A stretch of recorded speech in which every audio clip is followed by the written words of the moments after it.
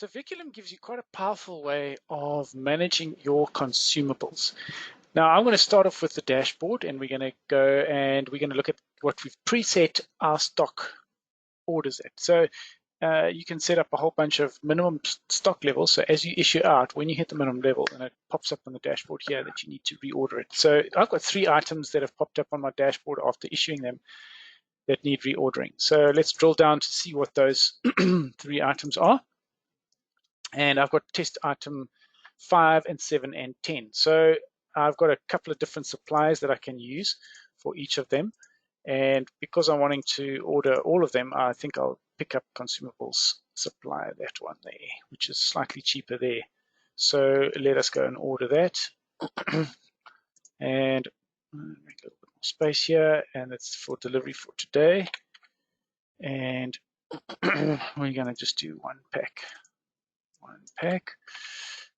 275, and then while we're about it, we'll order item 10 as well and item 5. So we're going to add item 5, and we've got item 10, item 5, and now we need item 7 as well. So we haven't had that supplied by these guys before, so we're going to add them as a supplier now.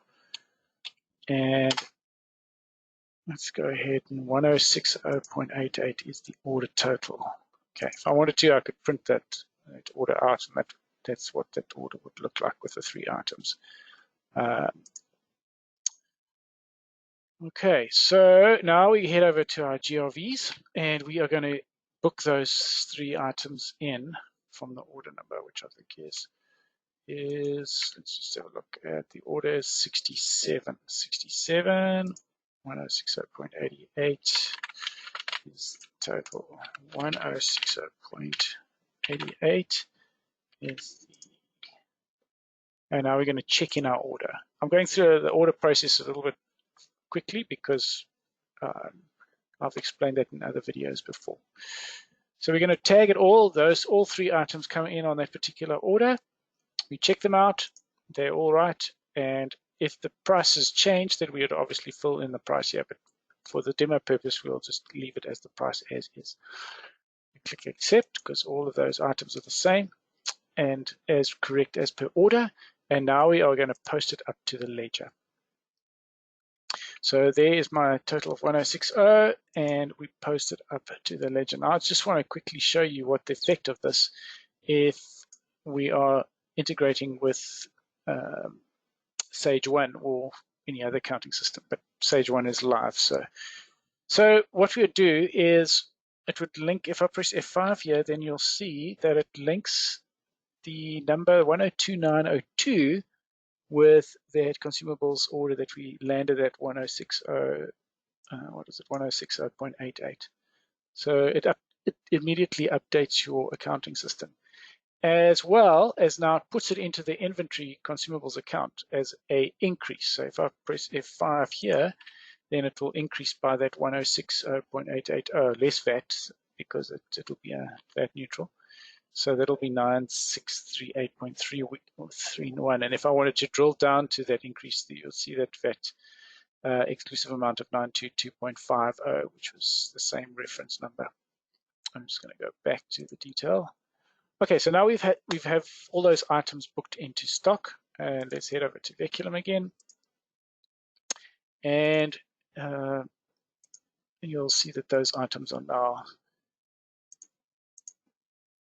stock items and not low items anymore. Okay, so now that we've got those in stock, we can now issue those items. So there's a couple of ways of, well, the main way is issuing to a actual person.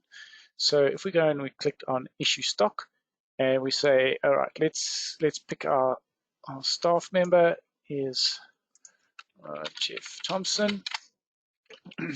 We can issue it to a specific job if we wanted to, and then those items will show up on a job. So let's issue it to job 43. So we're going to issue a item 10, and it's going to be one of that.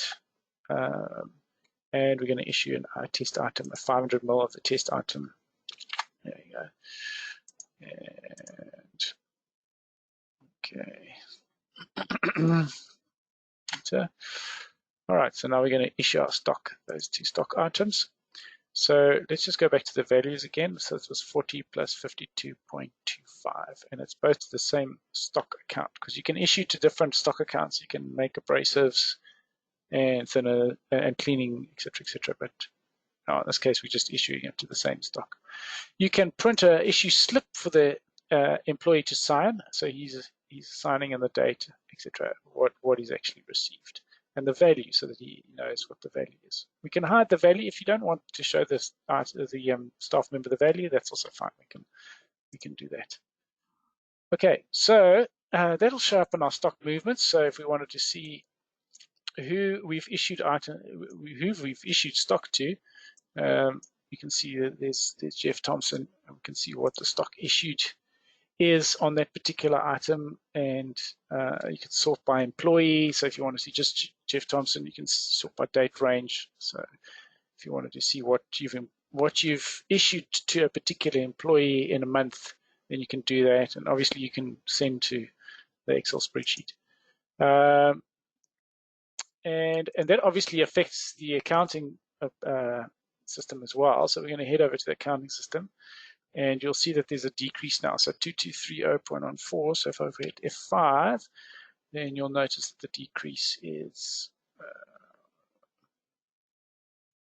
2322. The decrease is greater because obviously it's decreasing. Okay, so there's that 40 Rand and the 52.25, which was issued out on stock issue voucher number 22, which that number links back to Veculim, so that if you ever needed to see what the issue voucher is, you could go back to Veculim and track that. This is also interesting because obviously then we can see in our costing for job 43 what stock was issued on that particular job. So there's my two issues. Issue number 22, which was today, test item, and the item 10 for 40 Rand and 52. And then there was also some other items that were issued at some other stage to that particular job. And then you can print an issues report as well, so you can see the actual detail around that. But yeah, it gives you an exact amount of what you issued to that particular job. So yeah, that just gives you a little bit of a nutshell on how to easily manage your consumables. And obviously it syncs between your accounting system as well. So any adjustments that happen for your any consumables get pulled through to the accounting system as well. And if you do a stock count, then that also gets pushed through to the accounting system. So in other words, if you realize that you're expecting 6, but there's actually only 5 in stock, and you go and do a stock count, and you rectify it to 5, you change it to 5, then the adjustment will be posted through your accounting system as well. So there's a lot of that integration happening. And if you're monitoring that part of your store often, then it keeps you very tight control on what's going on, and also adjusting the balances on the accounting system as well.